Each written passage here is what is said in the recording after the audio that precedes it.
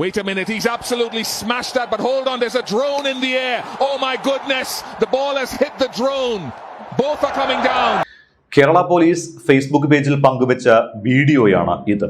മറ്റുള്ളവരുടെ സ്വകാര്യതയ്ക്കും അന്തസ്സിനും ആത്മാഭിമാനത്തിനും ഒരു വിലയും കൽപ്പിക്കാതെ ഒരു മൊബൈൽ ക്യാമറയുമായി കടന്നുകയറുന്ന ഓൺലൈനർമാർക്കും യൂട്യൂബർമാർക്കും എട്ടിന്റെ പണി വരികയാണ് സർക്കാരിന്റെ ഭാഗത്തു നിന്ന്. ഇന്നലെ സലീം കുമാറിന്റെ സംസ്കാര ചടങ്ങുകൾക്കിടെ ഉണ്ടായ സംഭവങ്ങളുടെ കൂടി പശ്ചാത്തലത്തിലാണ് കേരള പോലീസിന്റെ ഈ ഒരു നീക്കം. പറഞ്ഞു വരുന്നത് അഭിനവ ഓൺലൈനർമാർക്ക് കർശന താക്കീതുമായി പോലീസ് രംഗത്തെത്തുകയാണ് എന്ന്.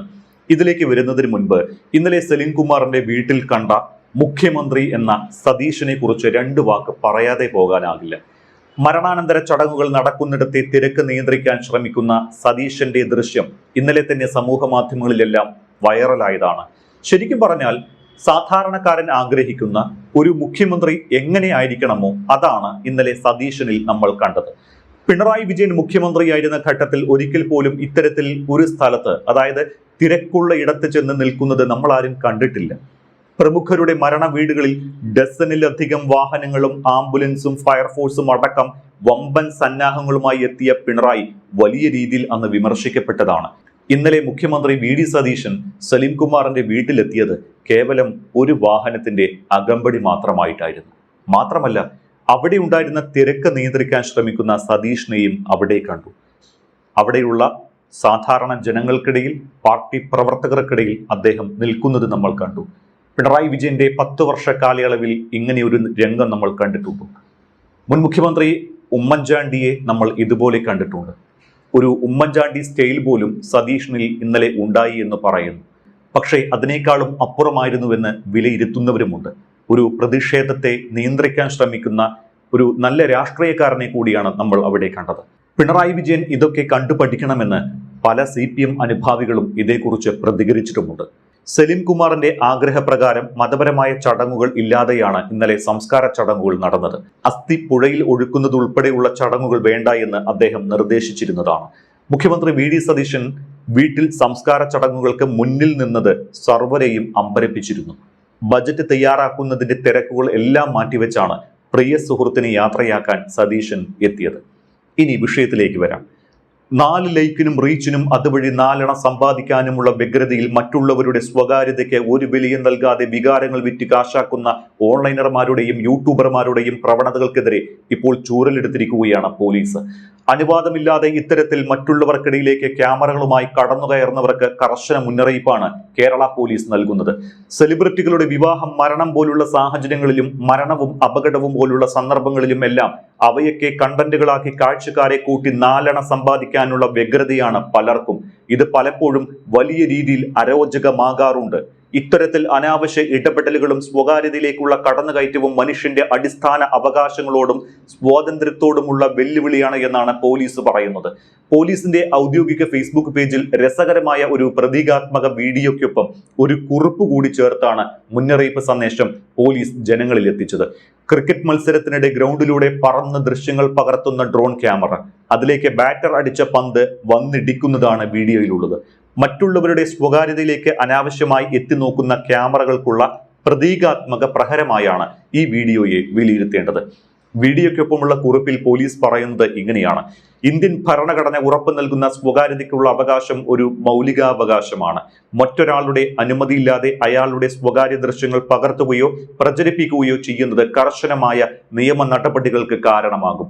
IT ആക്ട് പ്രകാരം സ്വകാര്യത ലംഘിച്ച് മറ്റൊരാളുടെ ചിത്രങ്ങളോ വീഡിയോകളോ പകർത്തുന്നതും പ്രചരിപ്പിക്കുന്നതും കുറ്റകരമാണ്.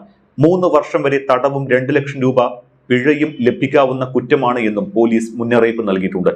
4 കാശിനു വേണ്ടി മറ്റുള്ളവരുടെ വികാരങ്ങളും ദുഃഖങ്ങളും പകർത്തി നാടിന്റെ പ്രതിസന്ധികൾ പകർത്തി സോഷ്യൽ മീഡിയയിലിട്ട് ആത്മരതി അടയുന്ന ഓൺലൈനർമാരും യൂട്യൂബർമാരും ഈ നിയമവശങ്ങളും ഓർക്കുന്നത് നല്ലതായിരിക്കുമെന്ന് പോലീസ് മുന്നറിയിപ്പിൽ പറയുന്നുണ്ട്.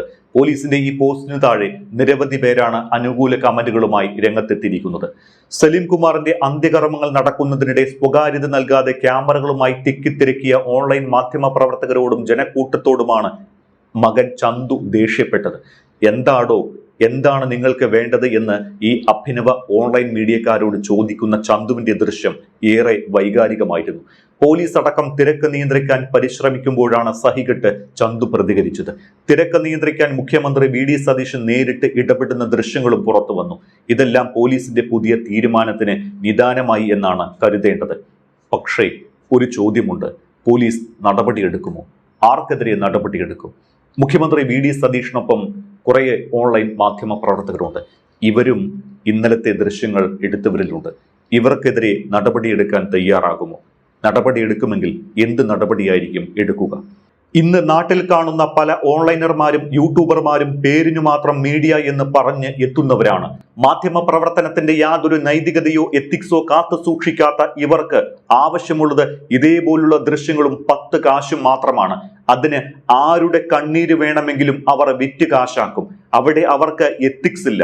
ഒട്ടും മാധ്യമ പാരമ്പര്യമോ പ്രവർത്തന പരിചയമോ ഇല്ലാത്ത യൂട്യൂബിൽ നിന്ന് കാശ് കിട്ടും എന്ന് മാത്രം കരുതി വായിൽ തോന്നിയത് കോതയ്ക്ക് പാട്ടുപോലെ ഓരോന്ന് ചോദിക്കുകയും പറയുകയും ചെയ്യും. സിനിമാ നടിമാർ അടക്കമുള്ള സെലിബ്രിറ്റികൾ പങ്കെടുക്കുന്ന പരിപാടിയിലേക്ക് വലിഞ്ഞു കയറി ചെന്ന് അവരുടെ സ്വകാര്യ ഭാഗങ്ങളിലേക്ക് ക്യാമറ ഫോക്കസ് ചെയ്ത് അത് റീലാക്കി സോഷ്യൽ മീഡിയയിൽ പ്രചരിക്കുന്ന മഞ്ഞ ഓൺലൈനുകളുടെ അതിപ്രസരമാണ് കൊച്ചിയിലടക്കം അനുഭവപ്പെടുന്നത്.